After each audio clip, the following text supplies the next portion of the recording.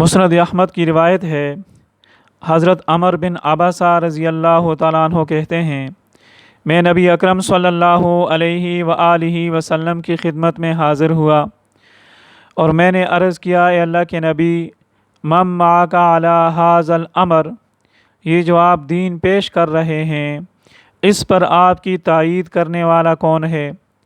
تو نبی علیہ الصلاۃ والسلام نے فرمایا، حر و عبد، آزاد بھی تائید کر رہا، غلام بھی تائید کر رہا۔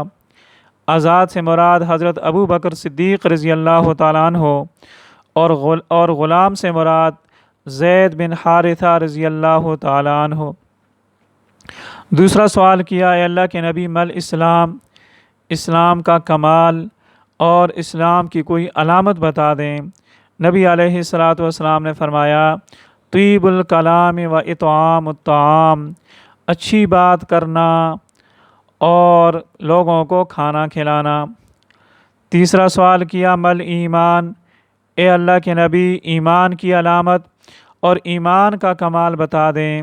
تو نبی علیہ السلام نے فرمایا، الصبر والسماحہ، صبر اور سخاوت۔ صبر مفقود پر، جو چیز موجود نہ ہو تو اس پر صبر کرنا، اور جو موجود ہو تو اس میں سخاوت کرنا، اس کو اللہ کے نام پر لٹانا۔ چوتھا سوال کیا، ای الاسلام افضل، سب سے افضل اسلام کون سا ہے، سب سے بہترین مسلمان کون سا ہے؟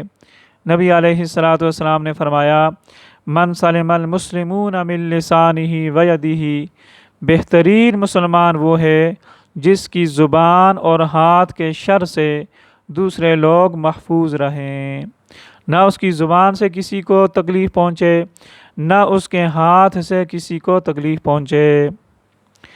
پانچواں سوال کیا، ای الایمان افضل، بہترین ایمان کیا ہے، بہترین مومن کون سا ہے، بہترین ایمان کیا ہے؟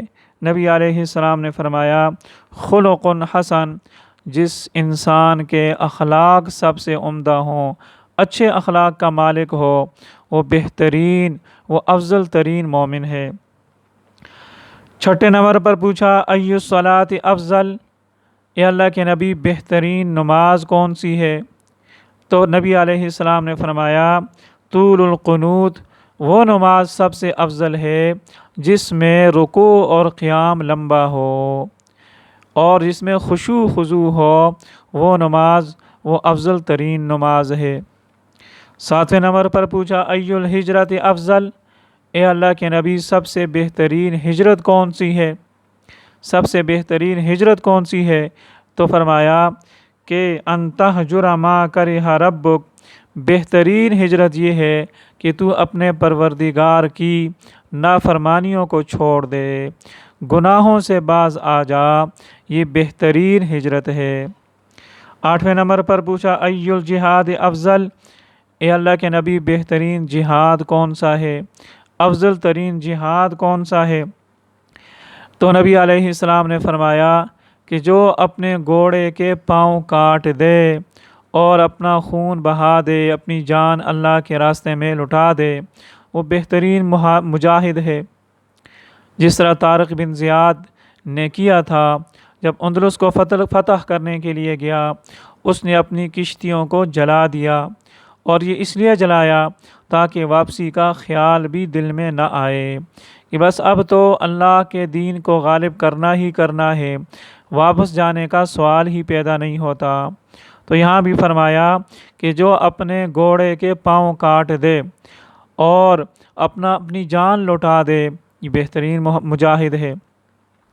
آخری سوال کیا، اے اللہ کے نبی، ای الساعات افضل، بہترین وقت کون سا ہے، عمدہ ترین لمحات کون سے ہیں؟